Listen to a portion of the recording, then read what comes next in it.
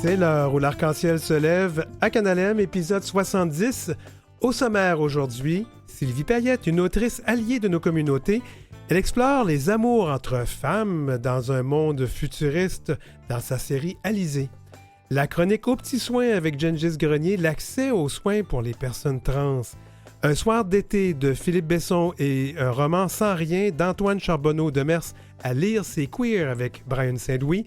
Et on vous mène en bateau à la chronique Voyage à voile et à vapeur avec Pascal Chalmel. L'heure où l'arc-en-ciel se lève du 1er avril 2024, c'est la journée du poisson d'avril et le lendemain de Pâques. Fait que ça vous dirait pas un petit poisson au chocolat, non?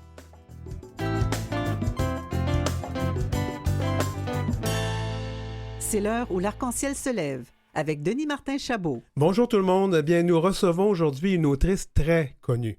Vous connaissez ça, Chambranville, je suis certain. Et combien de livres depuis? Sylvie Payette, c'est aussi une grande alliée de nos communautés de longue date. Dans sa série la plus récente de romans Alizée, que j'ai eu le bonheur de lire récemment, c'est une romance avec des teintes très, très, très queer, très lesbienne, très gay, et ça nous surprend. Sylvie Payette, bienvenue à l'émission. Ben écoute, c'est bienvenue, merci surtout de m'inviter, c'est formidable, je suis très contente. Alors, on a une tradition, quand on a une nouvelle invitée, on lui demande quel pronom et quel accord on utilise avec toi. Ah ben c'est elle. Les accords féminins. Oui, tout en féminin. Oui. Oui, pas de problème. Ben, je trouve ça formidable que les gens puissent maintenant le dire comme ça au départ. Oui. Mais je pense qu'il faut aussi assumer quand c'est elle. Écoute, tout à fait. Je dis plus rien. Et moi, c'est lui, il. Pas chose. Bon, OK, on y va. Alizée, 3 tomes. Parle-nous de ce roman, de cette série de romans. Écoute, ce dont j'avais envie dans ce roman-là, c'était d'imaginer un monde futuriste, on peut le dire, même si c'est quand même un punch dans le premier tome, parce qu'on se demande où ces deux pauvres filles ont abouti. Je peux le résumer peut-être très rapidement. On va pas divulgacher, mais vas-y, résume un petit peu. Oui. Regarde, c'est juste que il y a une des filles et son papa travaille pour l'armée canadienne et se prépare depuis 3 ans à partir en mission. C'est secret, personne ne sait c'est quoi. Et par accident, au moment du départ pour la mission, c'est les 2 jeunes filles qui se retrouvent à partir à la place des scientifiques qui avaient été formés. Donc, ils se retrouvent quelque part, elles n'ont aucune idée c'est quoi, ni rien. Elles sont obligées de faire face à un monde qui vit dans une température insupportable, où tout est revenu.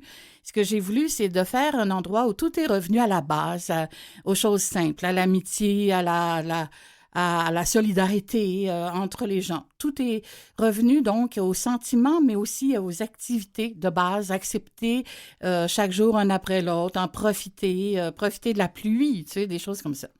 Mais je me suis dit, dans ce monde-là, j'ai eu envie que les choix de chaque individu soient respectés par tous. Que ça ne soit plus un monde basé sur ce que tu voudras, c'est-à-dire les hommes, les femmes. On voit souvent ces trucs-là dans les choses du passé ou du futur, ou dans des dystopies. C'est souvent les gars, les filles sont chacun de leur bord, puis il y a un amour qui se développe. J'ai eu envie de dire, et si enfin on était capable de créer une nouvelle société, suite à un événement que les filles vont découvrir, il y a un événement qui fait que la société se retrouve dans cet état-là. Le monde, en fait, se retrouve dans cet état-là. Ça parle beaucoup des problèmes climatiques. Oui. C'est le thème de base.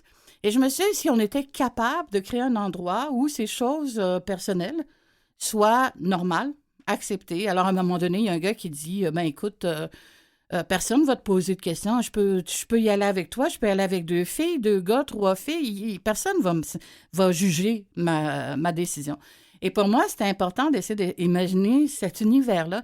Alors, j'ai eu envie, je te l'ai présenté en disant, j'aimerais ça avoir ton avis, parce que moi, je suis quand même un auteur on peut décrire comme normalement dans la romance hétéro. Oui. C'est quelque chose que j'adore, mais j'ai toujours intégré des transgenres. J'ai beaucoup aimé mettre ça en personnage secondaire.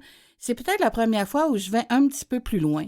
Oui. D'un autre côté, hey, j'arrête pas de parler, je suis plus rien. Non, c'est tout à fait. Mais... C'est parce que notre ami, là, sa voix, il y a sa petite voix de fin de soirée parce qu'il y a un petit virus, alors oui. Je vais pas trop le faire parler. Non, ça va très bien, je suis capable de fonctionner. Je vois bien. Ce que j'ai trouvé, j'ai ri parce qu'on se connaît de longue date, toi et moi, puis là, je me disais, mais qu'est-ce que c'est qui est passé par la tête cette journée-là? Laquelle? Là, je lisais, et puis... Je ne vais pas divulgacher, mais moi, ça m'a vraiment surpris que tu t'envoies dans ce monde.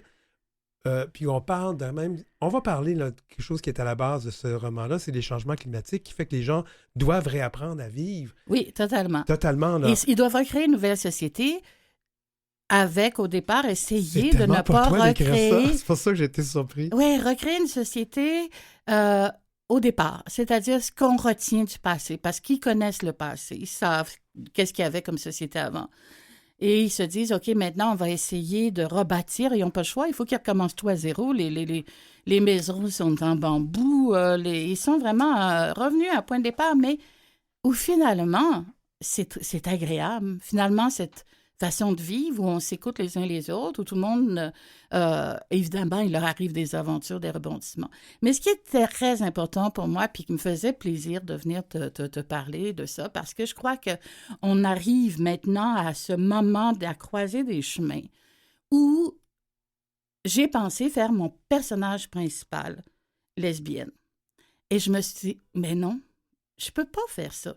Il y a des auteurs lesbiennes qui écrivent des romances lesbiennes vraiment excellentes, qui sont très, très bonnes et qui ont encore pas assez de place, selon moi, sur le marché du livre, chez les éditeurs.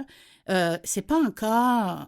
Ça commence, c'est bien, mais tout à coup, je me suis dit, non, moi, je vais faire un personnage. C'est pas un personnage secondaire, vraiment, mais c'est le deuxième personnage principal. Et je me suis dit, c'est important d'en parler parce qu'on arrive à un moment où, je ne sais pas si vous êtes au courant, mais de plus en plus d'éditeurs nous demandent à nous, et ça ne tenterait pas que ton personnage principal soit gay, ou il ne pourrait pas avoir eu des hésitations dans sa sexualité, être bi.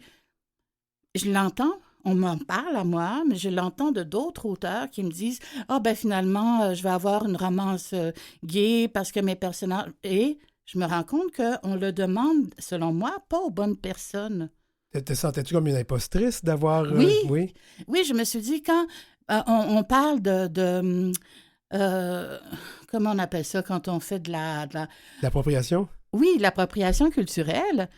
Mais là, je suis arrivée à ce point de me demander, oui, mais est-ce que c'est pas de l'appropriation si je fais un personnage principal?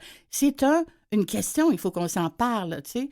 Est-ce que tu as senti ça dans la réception de tes romans? Est-ce que les gens t'ont fait entendre que ce que tu avais écrit, c'était de l'appropriation culturelle? Non, jamais.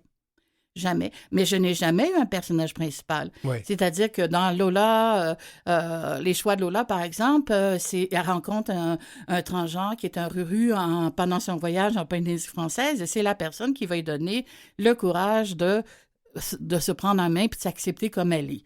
Avec tous ses défauts, on lui explique que les déesses, si on regarde la femme de Zeus, toutes les déesses, c'était des espèces de femmes donc, en mettant immenses et complètement caractérielles. En mettant le personnage queer plus en personnage secondaire, oui. ça rendait la tâche plus facile pour toi. C'est pas que c'est plus facile. Je pourrais sûrement, parce qu'on m'a déjà proposé, par exemple, je te dirais pas qui, c'est un de tes amis, mais de mettre un faux nom puis d'écrire mes romances, la même chose, mais en mettant 2 gars. Puis j'avais dit, ben oui, pourquoi pas, moi j'imagine que je serais capable, puis j'ai beaucoup d'amies lesbiennes en plus, donc mais je me sentirais à l'aise. Mais tu sais qu'aux États-Unis, les romances hommes-hommes, c'est des femmes hétérosexuelles qui les écrivent. Hein? Oui, je sais, sous des faux noms, souvent. Ouais. Mais c'est correct, tant mieux. Mais en même temps, je me suis dit, non, on arrive au moment où je trouve que, tu sais, j'écoute ton émission, là, puis je me dis, j'aimerais ça, qu'elle soit sur à Radio-Canada, ton émission, là. Excusez-moi, je ne vais pas faire de chicane. On est bien ici à Canal M, on est très, très, très bien. Ah, ben tant mieux. Oui. Mais c'est dans le sens que je trouve qu'il y a c'est ça, on est arrivé à un moment, effectivement, où ça serait intéressant d'avoir cette discussion. Je pense que si je mettais un personnage gay principal dans une de mes histoires, parce que je raconte l'histoire d'une amie, par exemple, et je décide qu'avec son accord, je vais raconter son histoire, ça va. Mais en écrivant Alizée, j'ai réalisé que c'est une question à se poser.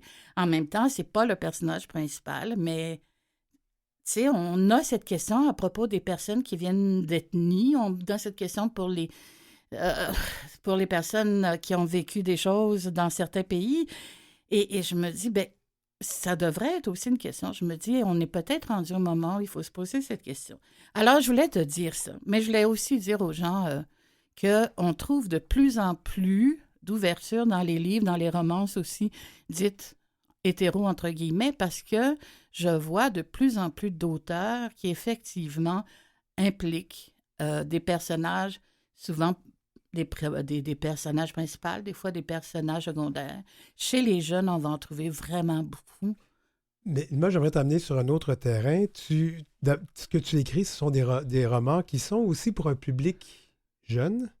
Oui, c'est jeune public, c'est ce qu'on appelle du jeune adulte. Tu sais, si on peut comparer ça un petit peu à Hunger Games ou des trucs comme ça, où j'aime bien cet âge où les gens sont assez extrêmes, mais les personnages qu'ils rencontrent ou l'aventure peut être avec des adultes aussi.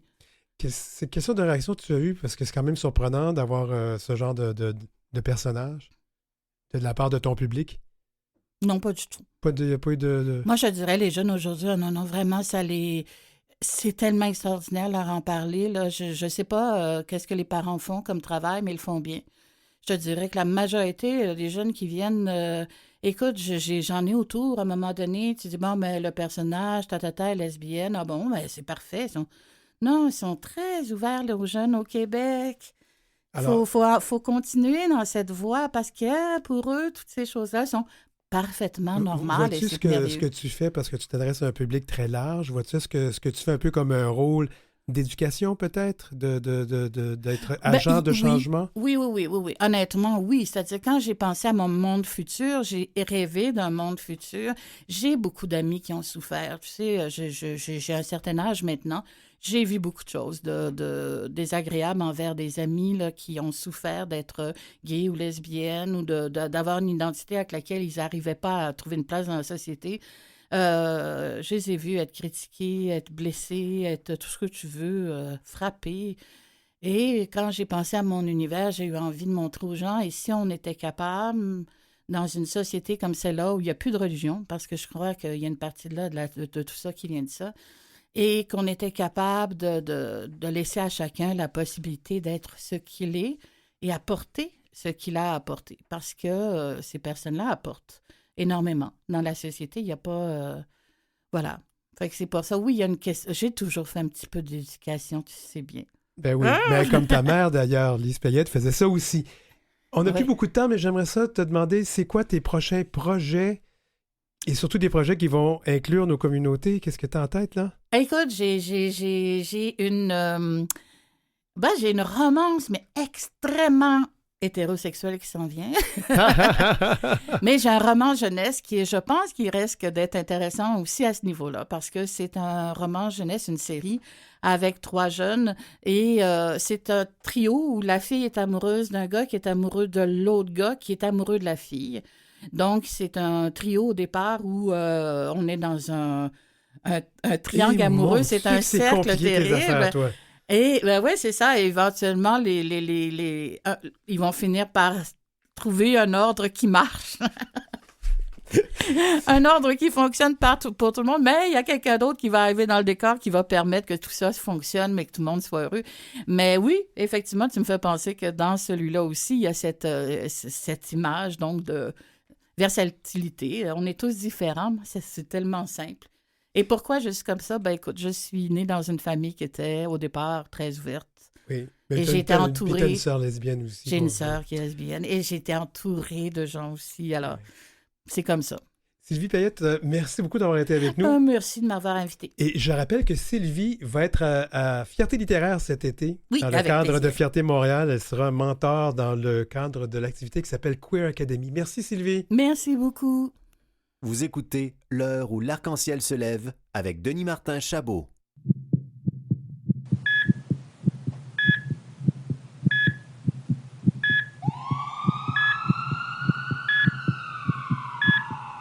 Aux petits soins, Attention, code rouge. avec Gengis Grenier. Allô, Gengis Grenier. Bonsoir Denis Martin, comment ça va? Ça va bien, ça va bien. Alors, on parle de santé, on parle de la santé des personnes trans. La transsexualité, l'identité de genre, et je me rappelle de t'avoir demandé, v'là 1 an ou 2, quand on avait débuté ensemble, puis tu m'as dit, tu sais, Gengis, c'est un sujet sensible, faut faire attention, puis je suis content de pouvoir en parler avec toi aujourd'hui. Oui, il faut faire attention parce que nous ne sommes pas, ni toi ni moi, nous sommes des personnes trans, alors on ne va pas parler en leur nom, mais on peut quand même parler du fait que tu es une personne professionnelle de la santé, tu es infirmier, puis tu vois des personnes trans régulièrement à ta clinique. J'en soigne régulièrement, j'en ai dans ma clientèle régulière, oui. Oui. Et à la lumière de tout ce qui a été dit, d'ailleurs, on a parlé la semaine dernière, puis la semaine d'avant, d'un fameux reportage Trans Express de Radio-Canada qui a démontré des failles majeures dans notre système de santé vis-à-vis des personnes trans. Et là, on pourra en parler jusqu'à demain matin, pour vrai. Puis je veux quand même que les gens sachent que j'ai travaillé à Radio-Canada, je ne défends pas ce reportage-là, mais j'ai quand même été éberlué de voir qu'une personne trans trouve pas de professionnel de la santé dans le public, doit aller dans le privé, et là, c'est un peu n'importe quoi, et il y a des risques à ça, puis je pense que c'est ça qu'on veut éviter.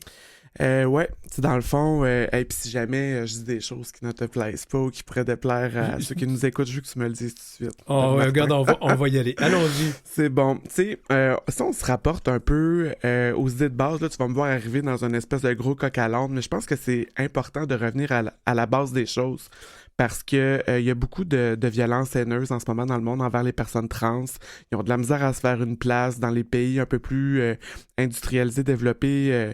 Ils prennent un peu plus de place sur la place publique, mais reste que dans le reste de notre planète, il y en a qui sont vilipendés sur la place publique, qui se font brûler. Il y a des meurtres quand même atroces qui peuvent être commis contre les personnes transsexuelles. Puis quand on regarde l'histoire de notre humanité, là tu me vois arriver avec mon gros coq à l'âne, on regarde, mettons, les grands empereurs de Rome. Dans la dernière lignée des Sévérius, il y a quand même eu Héliogabale, jeune adolescente trans, qui a quand même régné pendant 4 ans. Puis ça a été le ou la seul empereur de Rome qui a demandé une réassignation de genre. Fait que c'est quelque chose qui nous suit depuis longtemps. Ça a toujours été présent.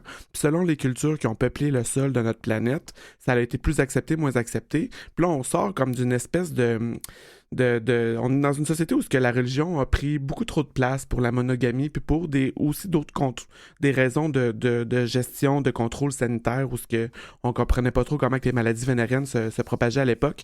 Pour revenir aujourd'hui, sachant que ça a toujours été là, puis que pour des raisons culturelles, les gens ont des opinions peuvent avoir des opinions virulentes, ils comprennent pas pourquoi que ces gens-là, tu sais, que la population trans puisse avoir des droits. Commençons par ça. Il y en a que pour eux, moi j'ai de la clientèle qui me dit j'ai beaucoup de misère à comprendre pourquoi que tu soignes des gens comme ça. Je me fais dire ça par d'autres types de clientèle.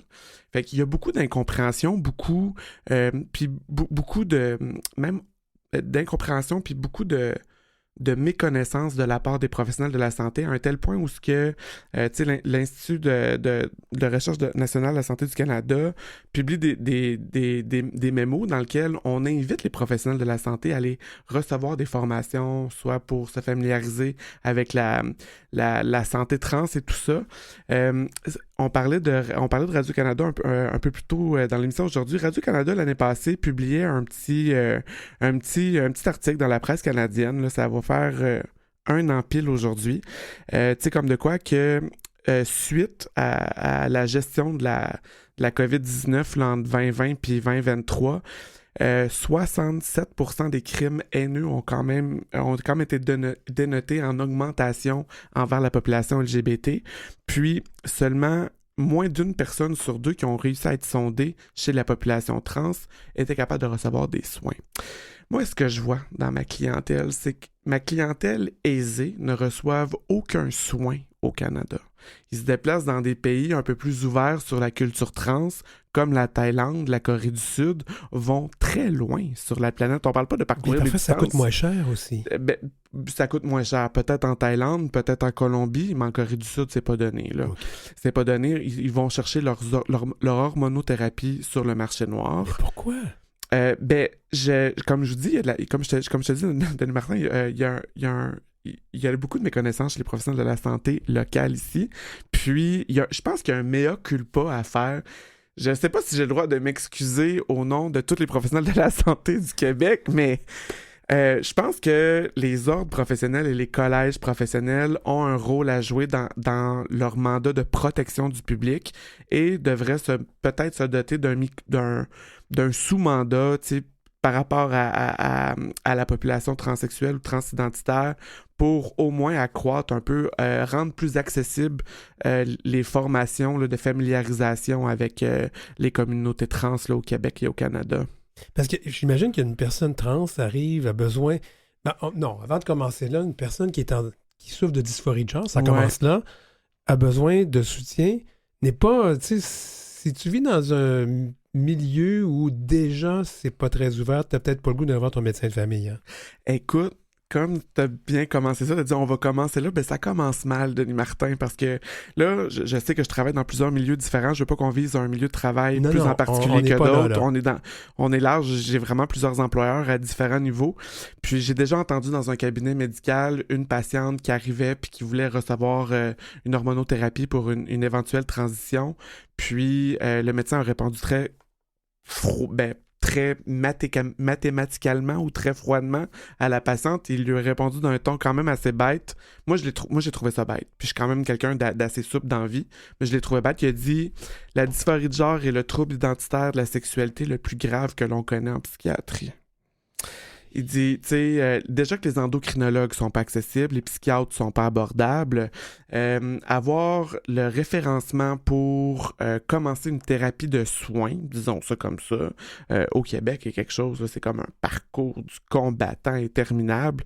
Moi, mes patients me disent, ben non, j'ai fait un petit voyage au Mexique 2 semaines en hormonothérapie, le nez, les hanches, la face, tout est refait, tu sais. Ouais, il faut avoir de l'argent pour ça. Il faut avoir de l'argent, puis c'est ce que me ramène à dire, tu sais, c'est intéressant parce que la chaire de recherche fait quand même beaucoup de recherches Santé Canada, l'Institut national de la santé publique, tu sais, on voit qui s'intéresse beaucoup, puis tu sais, moi, ce que je vois en première ligne, c'est les classes sociales parmi la population trans. C'est les personnes aisées, les personnes, tu sais, qui a les moyens, qui va chercher ça à l'étranger, pourquoi qu'on n'est pas capable de distribuer ça ici, qui réussit aussi à obtenir ces soins-là de leur médecin de famille, quelle approche a été faite et tout. C'est quand même tout aussi divers que varié, mais reste que moi, le fameux mot transphobie, tu sais, qui est surtout issu de la méconnaissance puis du manque d'information aux professionnels de la santé pour prodiguer des soins spécialisés est complètement là. La méconnaissance est là, les connaissances approfondies sont complètement absentes. Vraiment. Ouais. Là, on parle des médecins, mais je vais parler de tous les niveaux, tous les professionnels de la santé. Mais ils apprennent quoi à l'école? On leur parle pas de ces choses-là, à l'université? Moi, la dysphorie du genre, c'est le DSM-5. Là, c'est une... moi, écoute, juste avant de venir ici, j'ai ouvert mon manuel de psychiatrie qui m'avait été vendu en soins infirmiers en 2008. Je pense que c'était en 2008 que j'avais fait mon cours de psychiatrie. Le manuel datait d'un petit peu d'avant, puis il était vraiment dans une rubrique psychiatrique comme un trouble de la santé mentale. On a déjà fait des gardes d'établissement de gens qui... Mais c'est plus là maintenant, là. Non, on en est plus là, mais reste que... ça me fait penser un peu à l'homosexualité. Tu sais, dans les années 70, on a été dépsychiatrialisés. On était en 80, là, je pense qu'on en est rendu là avec les communautés transsexuelles. C'est les 90. 90 qui a été dépsychiatrisé. Oui, fait que j'ai été malade mental pendant très longtemps. Et non, mais c'est ça l'histoire. Puis tu sais, je reviens à mon petit Elio Gabal de 14 ans, là, empereur de Rome sous la lignée des Sévérius. ça fait longtemps, ça fait des milliers d'années, là. Ça fait des centaines d'années. Ça a toujours été là. Ça a toujours été présent dans notre histoire. Pourquoi serait-ce un problème de santé mentale si une personne veut se donner les moyens pour ressembler à s'identifier au sexe opposé? Moi, Ou ni un ni l'autre? Tu sais, ni un ni l'autre, c'est vrai. Quand que je regarde ma clientèle trans, ma clientèle non-binaire et tout ça, tu sais, c'est des gens qui sont aussi flamboyants que ma clientèle cisgenre hétéro-gay, tu sais. Moi, je vois pas grand trouble en psychiatrie. Moi, je trouve que ça suit un peu le chemin de la dépsychiatrialisation de l'homosexualité. Le jour où la transsexualité, la transidentité, la dysphorie de genre va être dépsychiatrialisée, il va avoir... un plus grand intérêt ou un plus grand amour thérapeutique de la part des professionnels de la santé. Mais c'est pas un peu le reflet de notre société, ce qu'il y a encore beaucoup à faire pour pour que ces personnes-là soient plus acceptées dans nos oui, sociétés? parce que, tu sais, dans le fond, cette espèce de haine-là qui est transposée sur des gens dont on connaît rien, c'est un peu la peur de l'autre en soi. C'est un peu les mêmes... Moi, je peux vous le dire, j'en connais beaucoup de personnes trans et non-binaires, puis vous gagnerez tout le monde à connaître ces gens-là. Oui, sont aussi le fun que... moi, c'est mes patients que j'ai le plus hâte de revoir, tu sais. Là, ce que je te disais, ils sont aussi gentils puis aussi fous qu'on peut l'être. Vraiment. Il faut arrêter là, d'avoir de ces préconçus. Non, mais c'est un peu les mêmes motivations haineuses qui motivent un peu la peur de l'islam, la peur, cette espèce de racisme ou homophobie. La peur de la transsexualité repose à une peur en soi. Ça serait de se poser ces questions-là. Est-ce que moi, je serais capable de m'identifier au sexe opposé, oui ou non? Je pense que c'est des... Non, mais c'est des questions qu'un adolescent ou quelqu'un dans sa vie peut se poser, a le droit de se poser comme question. Puis la réponse, non, je m'identifie à ce que je suis, comment je suis né, mais c'est correct de se poser la question aussi. Il n'y a pas d'interdiction à se poser une question aussi fondamentale. Là. Non, mais moi, je me fais toujours dire, ben là, je comprends pas, mais on te demande pas de comprendre. Te demande pas de comprendre, on t'accepte toi, hein? Fait qu'on va accepter les autres aussi, tu sais. Je pense aussi que, tu sais, le secondaire 5, c'est pas assez, on devrait rendre l'éducation obligatoire à un niveau plus élevé, mais ça, c'est mon l'éducation opinion sexuelle, à moi. ça aiderait beaucoup, puis ça n'existe plus au Québec. Non, ça a été aboli, ça coûtait trop cher, on est en déficit, faut couper encore plus. Ah, qu'est-ce que c'est terrible. Mais bon, écoute, on fait bien des blagues, mais ça a des conséquences. Il y a des personnes qui se suicident, ça a des conséquences. Le taux de suicide chez la communauté trans est anormalement élevé. Moi, ce qui me faisait mal au cœur tantôt, c'est que je lisais les statistiques là-dessus. Ils ont le taux de suicide dans les plus élevés dans la communauté LGBT. Ils ont ces autres qui sont aussi victimes de crimes plus insidieux, plus graves en matière de crimes à caractère haineux. Puis c'est pas nécessairement le genre de crime qu'on veut porter plainte. Ça demande quand même beaucoup de courage parce que non seulement quelqu'un qu'on porte plainte contre un agresseur, faut aussi faut s'assumer à 100%, être capable de s'identifier vraiment comme une personne sexuelle puis accepter son identité pour pouvoir mener à terme une telle plainte. T'sais. Intéressant, Gengis, comme d'habitude. On était deux personnes cisgenres qui avons parlé des besoins des personnes trans, mais ne vous en faites pas, c'est parce que... J'ai écouté l'entrevue avec ton auteur, Madame Payette, tantôt, puis je me suis dit, je préférais quasiment que ça soit une femme cisgenre qui écrive mon histoire d'amour gay qu'une personne homosexuelle. Nous, on va s'arrêter là-dessus. On va faire une courte pause de 2 minutes. On revient après ça et on va parler de voyage en bateau. On vous mène en bateau, puis on va parler de littérature. Pour joindre l'équipe, écrivez-nous à heureciel@gmail.com. C'est heureciel en un seul mot et en minuscule, @gmail.com. Suivez Denis Martin Chabot sur Facebook ou Instagram à @dmchabotauteur.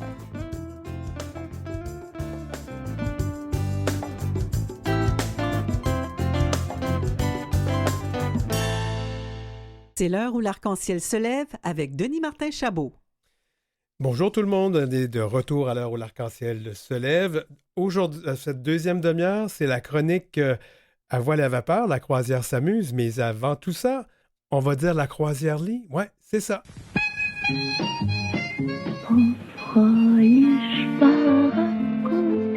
Silence s'il vous plaît dans la bibliothèque. Lire, c'est queer, avec Brian Saint-Louis. Salut Brian à Québec, comment ça va? Ça va très bien, et toi? Ça va très bien, ça va très bien. Alors, je le répète, cette émission est enregistrée parce que le 1er avril, c'est le lundi de Pâques. Et les studios de Canal M sont fermés aujourd'hui, donc on a pré-enregistré l'émission une semaine d'avance. Alors, Brian, on va parler de 2 romans aujourd'hui. Allons-y avec le premier, Un soir d'été de Philippe Besson.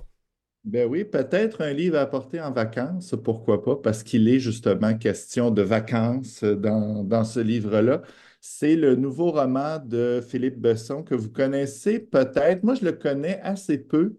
Il a fait plusieurs livres, il en a fait une vingtaine à peu près. C'est un auteur français, homosexuel. Il aborde souvent ce thème-là dans ses livres. Il y a des liens particuliers aussi avec le Québec. Un de ses derniers romans, c'était Dîner à Montréal, où il racontait un souvenir d'un souper à Montréal avec un ancien ami. Et donc, il y a beaucoup de gens, en tout cas, je sais qui au Québec l'apprécient beaucoup. Donc, son nouveau livre, ça s'appelle Un soir d'été, c'est paru il y a quelques semaines. Un roman sépia avec une couverture sépia, donc une image de bord de mer, des pieds qui pendent au bout d'un quai. Et là, c'est un livre où on nous dit en quatrième de couverture, nous étions six, cinq garçons et une fille, insouciants, frivoles, joyeux, dans un été de tous les possibles. Pourquoi a-t-il fallu que l'un d'entre nous disparaisse? Donc voilà, le quatrième de couverture et le premier chapitre aussi vont en dire beaucoup sur ce qui va se passer dans ce livre-là. Il y a une disparition, mais si je veux donner le pot avant de donner les fleurs, c'est pas exactement un thriller, ce livre-là. Donc, dès le début, tout de suite en lisant la quatrième de couverture, tout de suite en lisant le premier chapitre, on devine énormément de choses sur ce qui va se passer dans ce livre-là, même s'il y a une disparition. C'est pas exactement le cœur de ce livre-là. L'écriture de Philippe Besson aussi, c'est une livre qui va laisser beaucoup d'indices. On voit ce qui va arriver. On devine même la conclusion avant qu'elle arrive. Mais je vous dirais, c'est pas si grave parce que c'est pas tant ce qui va compter vraiment dans ce livre-là. Philippe Besson, il a choisi de nous raconter une histoire qui lui est arrivée quand il était plus jeune et qui continue vraiment de le hanter. C'est pour ça qu'il a décidé de raconter cette histoire-là. Donc oui, il y a six adolescents. Il y a Philippe Besson, il y a son ami François, il y a Christophe, un autre ami du village. Il y a le mystérieux Nicolas qui est arrivé dans le village il y a quelques mois, qui s'est accoquiné avec les amis de Philippe. Donc, quand Philippe arrive, puis de mentionner, ce village-là, il est sur une île, sur le bord de la mer. Donc, eux, ils vont là en vacances. C'est très franco-français, là, pouvoir partir plusieurs semaines pour aller à la plage et aller sur le bord de la mer. Donc là, il retrouve sa bande d'amis. Et là, c'est ça, il y a entre autres Nicolas qui est arrivé il y a quelques mois dans le village. C'est un jeune homme qui est différent, c'est un artiste, il a un physique un peu différent, il a l'allure un peu efféminée. Il n'est pas gay, ou du moins on ne le pense pas, mais on sent qu'il traîne un lourd bagage avec lui d'histoire de vie, donc et on essaie de faire connaissance avec lui. Cette bande d'amis-là va rencontrer Alice, qui est une jeune touriste que François va passer. Il tombe immédiatement en amour avec elle, décide de l'inviter à ce qu'ils se joignent à leur bande. Et là, donc, Alice et son frère Marc vont se joindre à eux. Ils vont devenir une bande d'amis. Donc, ils vont sortir ensemble, faire des activités. C'est les vacances. On va dans des discos. Il y a des chansons des années 80 parce que ça se passe dans les années 80. Ça se passe dans l'enfance de Philippe Besson. Et là, donc, on sent bien cette ambiance-là, les références. Donc, c'est un peu une histoire là, d'amour adolescent. François qui a le béguin pour Alice, mais Alice, elle a le béguin pour le mystérieux et inaccessible Nicolas dont je vous parlais, celui qui vient d'arriver dans la ville. Et là, on suit un peu cette histoire d'amour-là, même si au final, ceux qui vont vraiment plus passer à l'action, c'est Philippe et le frère d'Alice, Marc. Donc, ça va être le petit moment gai du roman. Ils vont découvrir un peu les plaisirs charnels ensemble. Et là, on va suivre leur histoire jusqu'à la disparition qui est annoncée depuis le début. Comme je le disais, ce n'est pas un thriller, mais Philippe Besson arrive quand même à nous embarquer dans son histoire. La couverture du livre est sépia, le livre aussi l'est un peu. C'est un livre de souvenirs dans le passé. On parle de quelque chose d'irrésolu. C'est pas un thriller, mais on a l'impression d'écouter un ami qui nous raconte une histoire qui lui est arrivée. C'est une histoire qui continue de le hanter, comme il explique. Et puis là, on est dans un peu toutes sortes de thèmes, là. Les protagonistes étaient des adolescents, donc ils se demandent est-ce qu'on aurait pu faire autre chose pour empêcher cette disparition-là, pour retrouver notre ami. Donc, c'est une histoire de vacances, de drame, mais ça apporte plein de choses. On parlait d'intimidation aussi, de violence conjugale, de découverte de soi, de relations, de liens. C'est une lecture, somme toute, sympathique, mais c'est sous le sceau du souvenir pour Philippe Besson. Donc, ça va se lire très bien en vacances, je pense, ce livre-là. Mais ça semble pas vraiment un roman tout à fait aussi queer qu'on l'aurait cru, c'est ça? Ben, ça reste important parce que lui, il lit les personnages Oui. dans le livre. Donc là, il arrive, puis il en parle souvent là, d'être arrivé dans ce village-là, d'avoir fait son coming out il n'y a pas si longtemps, que ça a été bien reçu par ses amis, par sa famille. Il y a sa relation avec Marc qu'on aborde beaucoup parce que là, justement, il commence à sortir entre amis. Puis là, ben, Lui, il trouve plus cute. Il ne l'avait pas remarqué. Ça nous questionne sur si Nicolas l'est. C'est pas le cœur du livre, mais ça prend quand même beaucoup de place, comme dans tous les romans de Philippe Besson. Là, c'est quelque chose qui est toujours abordé, étant donné que pour lui, c'est un thème qui est intéressant. Donc, ça peut séduire un public gay, mais ça peut séduire aussi un public là, quand même plus large, parce que l'histoire comme telle touche un peu plus large que ça, puis ça va rester c'est une lecture intéressante d'été, là, comme je vous disais. Oh, et puis on aime ça, des petites romances gays. Ça fait des moments de romance gay dans les romans. Ça fait du bien. Moi, je dis Voilà. toujours, je me dis, au moins, il y en a qui ont la chance de vivre ça. Bon, OK, on va parler d'un autre titre maintenant. Oui, un autre titre quand même plus majeur, on l'attendait celui-là, c'est le nouveau roman d'Antoine Charbonneau de Mers, qui a toujours une excellente couverture médiatique, on parle de lui un peu partout. C'est déjà son quatrième roman pour adultes. Moi, je trouve honnêtement que son style évolue, que sa plume elle devient plus incisive, la personnalité se précise. Je trouve que de roman en roman, ça devient meilleur, ça devient des lectures beaucoup plus intéressantes, beaucoup plus fortes. De ce livre-là, je pense que je vais garder un souvenir plus précis. Tu sais, j'ai apprécié les autres, c'était des moments de lecture, mais celui-là, je sens que je vais en garder quand même un souvenir un peu plus impérissable pour le moment, là. Roman en deux temps. Dans la première partie, Antoine Charbonneau de Mers se met vraiment en scène. C'est lui le personnage principal. Il s'appelle Antoine. Il est là. C'est sa vie. C'est du moins lui-même se met beaucoup en scène dans les médias sociaux. On le voit beaucoup. Donc, ça concorde avec ce qu'on sait de lui. Antoine Charbonneau de Mers, à ce moment-là, fréquente un garçon qui se met à lui parler de son écriture. Ça va plus ou moins bien ensemble. Et là, le gars lui dit: Ah, t'en fais trop quand t'écris. Il faudrait vraiment que tu fasses un roman sans rien. Donc, avec moi, arrêtez d'emprunter aux gens que tu connais, écrire une histoire plus simple ou t'imagines moins. Et là, il part avec ça, il réfléchit à ça, mais aussi, dans cette première partie-là, Antoine part en Europe. Il vient de publier son deuxième roman. Et là, il s'en va voir un spectacle qui est monté à propos de ce roman-là en Europe, mais il va en profiter pour aller rencontrer des hommes qu'il a connus, des hommes qu'il a toujours idéalisés, souvent riches, impressionnants par leur fortune, leur carrière, avec qui il a parfois été amant. Mais donc, il va aller à Paris, à Bruxelles, à Berlin. Et c'est une longue suite de déceptions. Ça va être des déceptions vraiment violentes. Il ne retrouvera pas chez ces gars-là la prestance qu'il avait imaginée, la classe qu'il pensait. Il avait gardé un meilleur souvenir d'eux autres. Il va quand même se donner sexuellement à ces gars-là, aussi souvent avec leurs amis, dans des moments de sexualité là, qui sont assez violents. Le consentement n'est pas toujours respecté. On suit son voyage, il passe d'une ville à l'autre, on sent qu'il est plus ou moins heureux de tout ce qui se passe. En même temps, c'est pas tout noir, c'est pas tout blanc. Il y a beaucoup de déception, mais en même temps de la fierté d'être le centre d'attention de plusieurs hommes. Donc, on sent déjà tout le tiraillement excessivement gay, excessivement sexuel euh, que subit Antoine à ce moment-là. Deuxième partie, on retombe vraiment dans la fiction. Là, on va se mettre à suivre un personnage qui s'appelle Paris Dulove, qui est un écrivain. C'est l'alter ego d'Antoine Charbonneau de Mers. Lui aussi écrit un roman. Lui aussi, c'est un twink qui est à la recherche d'amants matures, dominants. Et là, on va suivre son histoire à lui. Il a écrit un livre où il a parlé d'un riche entrepreneur immobilier avec qui il a une relation et c'est vraiment, il raconte sa relation pratiquement telle qu'elle. Il va se mettre après ça à essayer de courtiser un riche auteur américain qui écrit des livres de croissance personnelle. Il va aller le rejoindre à New York. Encore une fois, le sexe est un peu bizarre, la relation de dominant-dominé est toujours là. C'est d'autres noms, c'est d'autres lieux. Cette fois, on nous dit que c'est de la fiction, c'est pas le même nom, mais c'est les mêmes archétypes, c'est les mêmes relations tordues. Qu'est-ce qui est vrai, qu'est-ce qui est pas vrai?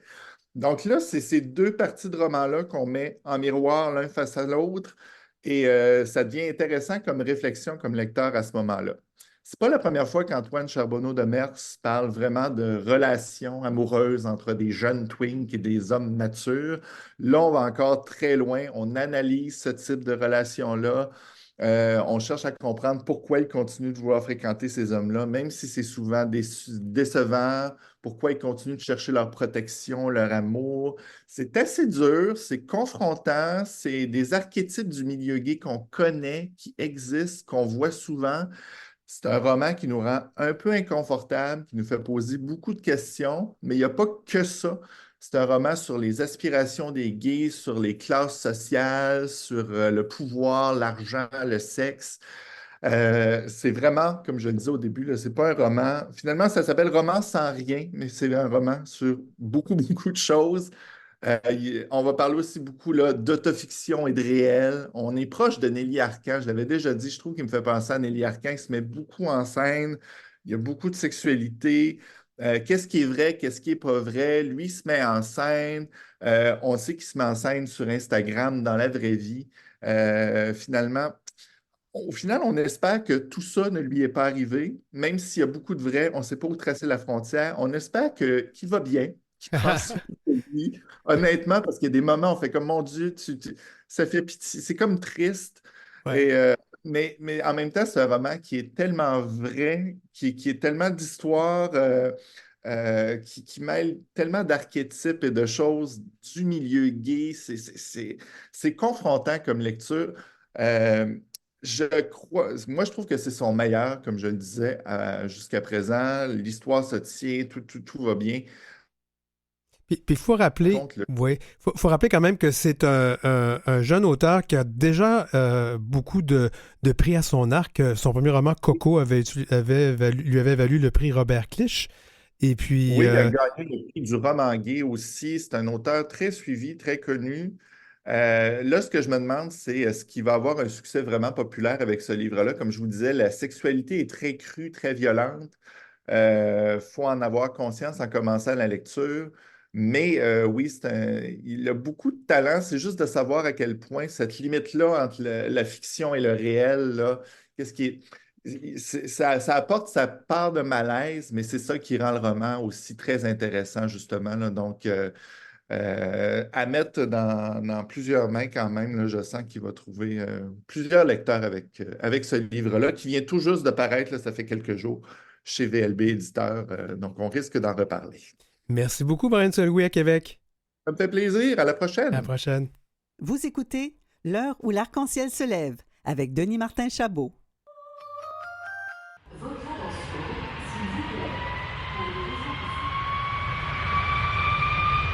À voile et à vapeur. Avec Pascal Chalmel de lgbtvoyage.ca. Salut Pascal. Ben bonjour. Alors, on va parler de voyage. Ça fait un bout de temps qu'on ne s'est pas jasé. On s'est manqué le mois dernier pour des raisons qu'il y a un chanceux qui est allé en voyage, je crois bien, hein? Ouais, c'est ça, Je sais exactement. pas de qui Je on vais en parle. parler. Ben justement, Pas mal. oui, ben écoute, Pascal, on va parler de bateau, tiens, on va s'amener en bateau. Oui, tout à fait. Écoute, j'ai fait ma première expérience, moi, de croisière, on va dire qu'après 35 ans de carrière, j'avais jamais fait de croisière. Autant que 30-35 ans de carrière, mais t'as commencé quoi? T'avais 5 ans? Ah non, j'avais quand même 23 ans, Aïe, c'est aïe! ça. J'ai 58 là, donc on approche ça là. Ah, oui, oui, t'approches du Tamalou, oui.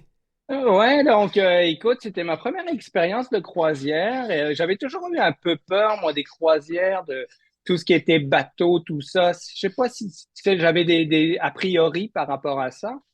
Et ben c'est ça, j'ai décidé de réserver sur un bateau de croisière et je peux dire, puis la compagnie que j'ai choisie pour ça était la compagnie Virgin, qui est une compagnie de Richard Branson, je pense, qui est Mhm. quelqu'un qui est un homme d'affaires qui a parti juste avant la pandémie, qui a décidé de lancer une compagnie de croisière, qui est une compagnie qui a maintenant 4 bateaux. Moi, j'ai pas fait un gros itinéraire, mais c'était une compagnie qui m'attirait parce qu'elle était vraiment LGBTQ friendly, vraiment.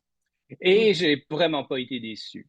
Je dirais que c'est une compagnie de bateaux qui est adulte seulement. Donc, pour la communauté, sur le bateau, on retrouve que des adultes. Donc, il n'y a pas Il n'y d'enfants. a pas Donc, d'enfant. contrairement, Il n'y a pas d'enfants, contrairement à ce qu'on voit sur Norwegian ou qu'on voit sur Royal Caribbean ou qu'on voit sur Celebrity Cruise, où on retrouve bien souvent des familles. Sur ce bateau-là, c'est des bateaux, les 4 bateaux, il y a 4 bateaux qui sont faits sur tout le même format, si on veut, qui sont en tout inclus. Donc, contrairement à certaines compagnies où tu as des ajouts quand tu prends une croisière avec Virgin, c'est pratiquement tout inclus. Il y a des forfaits boissons. Mais l'expérience est vraiment extraordinaire. 80% des cabines sont des cabines extérieures. Donc, c'est des cabines avec balcon. Donc, tu as 2 chaises, une table, un hamac. Le bateau est très moderne, hein. C'est toute la dernière technologie de bateau, si on veut. Donc, tout est modulable au niveau de la dans ta cabine. Tout, que ce soit les lumières, que ce soit les stores, que ce soit la télévision, que ce soit la radio. Tu fais ça avec un iPad dans le bateau. Tu sais, avant le départ, quand tu réserves une croisière avec Virgin, tu as la sélection des repas, des soupers à la carte. Je te dirais que j'ai fait, moi, beaucoup de voyages dans le sud. Je- Et justement, au niveau de la nourriture, ça m'inquiétait un peu parce qu'en général, je voyage quand même dans des hôtels quand même supérieurs. Et je me disais, bon, au niveau croisière, comment ça va se passer? Je peux dire que j'ai été épaté au niveau de ça, là. Tu sais, pour les gens, il y en a pour tous les goûts. Tu sais, pour les gens qui soient végétariens, véganes, qui aiment l'italien, qui aiment il y a vraiment énormément de choix. Et la diversité de produits sur le bateau est vraiment. Et t'as pas l'impression d'être sur. En tout cas, moi, j'ai eu l'impression d'être. J'avais pas l'impression d'être sur un bateau. Et puis pour les gens tu sais, qui ont toujours un petit peu peur que ça tangue ou que ça bouge, c'est vraiment minime, là. Je te dirais que c'est vraiment, vraiment minime, là. Donc, t'as pas eu le mal de mer. Pas du tout. Les premières journées, en se promenant sur le bateau, quand tu es dans les corridors du bateau, tu sens quand même quelque chose. Mais le soir, quand tu te couches, tu as l'impression d'être tu dors comme un bébé sur un bateau. Écoute, j'ai fait des nuits, là, c'était incroyable. Ça fait longtemps que je n'avais pas dormi comme ça. Et ça aussi, ça me faisait un peu peur. Mais tu sais, le matin, par exemple, moi, j'ai pas fait un itinéraire. On est parti de Miami, on a été à Cozumel, on a fait Playa del Carmen. Après ça, on a fait Bimini, puis on est retourné. On est resté 6 jours en mer. Mais rien que le fait d'arriver, pour les gens qui connaissent pas ça, hein, qui sont habitués au sud, le matin, d'arriver, de partir d'un endroit, de voguer toute la nuit, d'arriver le lendemain matin à quai, puis d'être dans une ville différente, c'est quand même Moi, je te dis que pour les gens qui sont habitués, bon, à faire du sud et qui hésitent, mais c'est sûr que faut bien choisir le produit. Et je dirais que Virgin, pour la communauté, sur le bateau, il y avait des drag queens. Tu sais, l'après-midi, il y a des spectacles. Donc, il y avait des spectacles de drag queens, des humoristes drag queens sur le bateau. C'est très LGBTQ. Je me suis senti, il y avait à Mais peu est-ce que près c'est une croisière désignée LGBT ou c'est une croisière normale? pas du tout. Ah ouais? C'était une croisière qui était, mais je te dirais qu'autour de la piscine, on pouvait peut-être y avoir un 15 à 20% de la clientèle qui était gay. Hommes, aussi bien femmes, lesbiennes que hommes, des couples.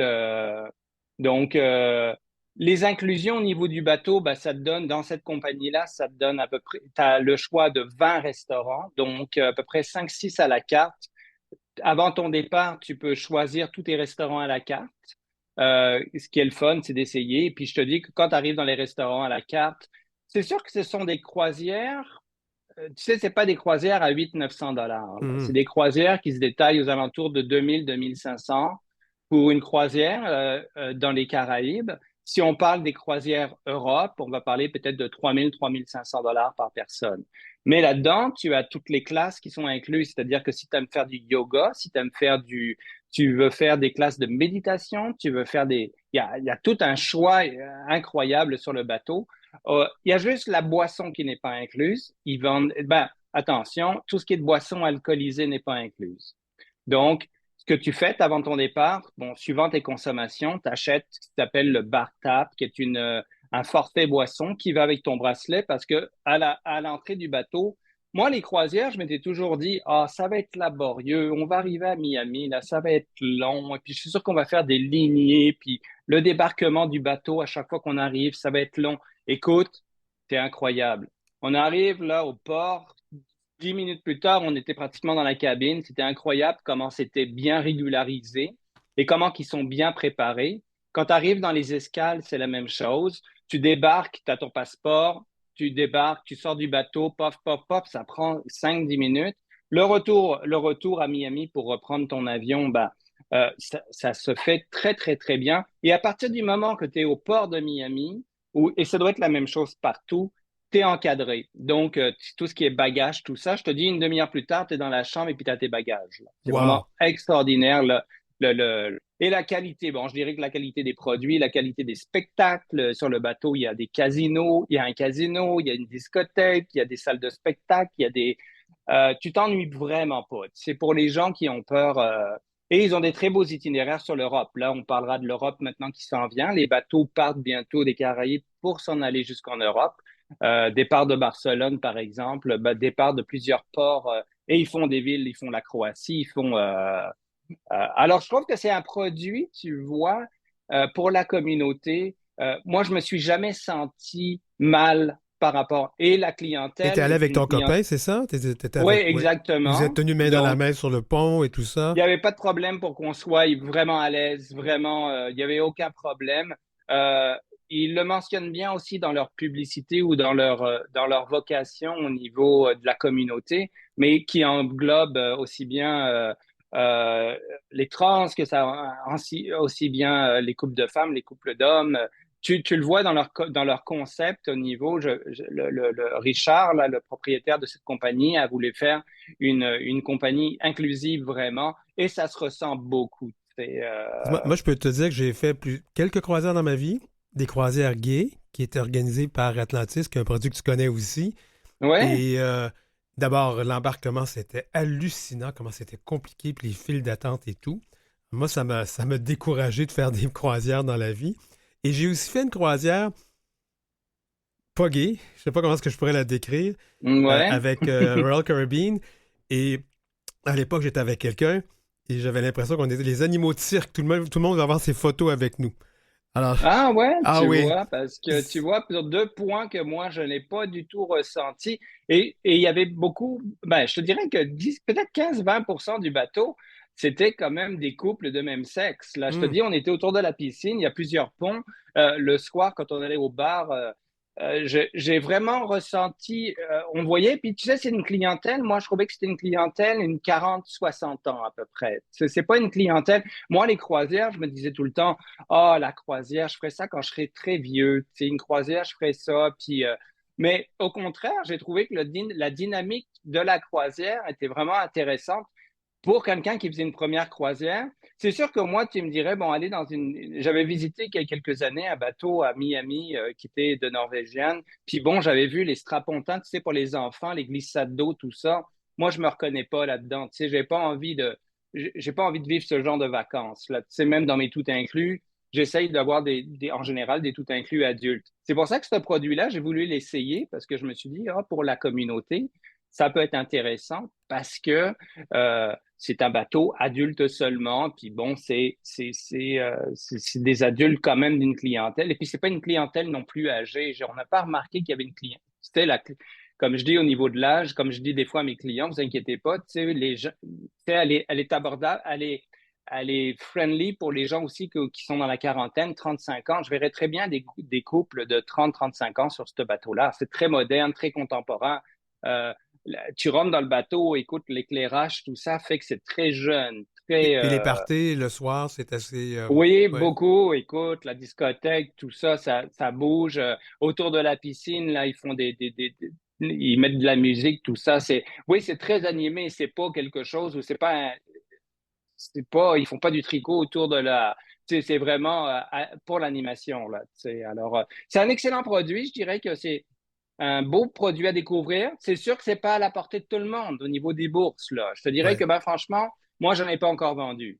J'ai fait beaucoup de publicité sponsorisée sur Facebook, j'en ai pas vendu parce que le prix va avec la qualité. Donc, mais de plus en plus, les voyages en bas de 1200, 1500 $, c'est de moins en moins dans les tout inclus. Alors, les croisières, j'imagine que ça va suivre ça.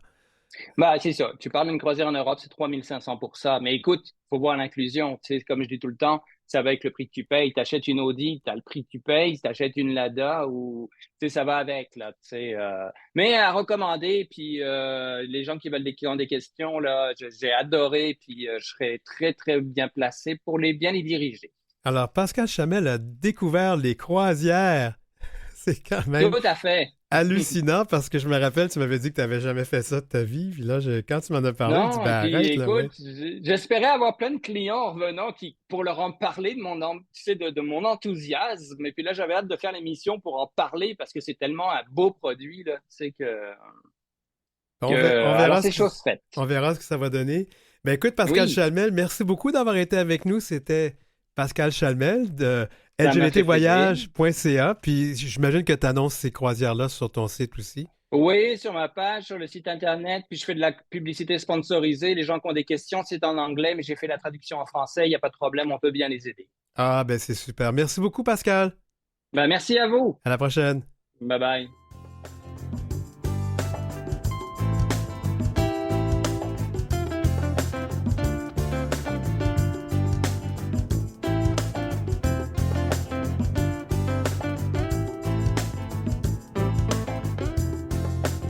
Pour joindre l'équipe, écrivez-nous à heureciel@gmail.com.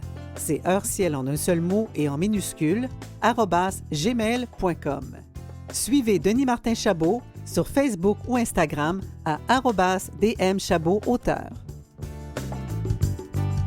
Bien, c'était l'heure où l'arc-en-ciel se lève, épisode 70 en ce 1er avril 2024. Oui, c'est le poisson d'avril, c'est le lundi de Pâques. Fait que je refais ma petite blague du début. On va manger des poissons en chocolat aujourd'hui. N'hésitez pas à communiquer avec nous, donc aux adresses suivantes, heureciel en un seul mot, @gmail.com, comme vient de dire Hélène Denis. Merci à l'équipe, Marie Massé et Godric Trobe à la recherche. Merci à Maurice Bolduc à la mise en onde. Julie Curley pour la musique thème. Merci à Jolie Omelette, qui est notre chef de contenu numérique qui s'occupe de nous. À la prochaine!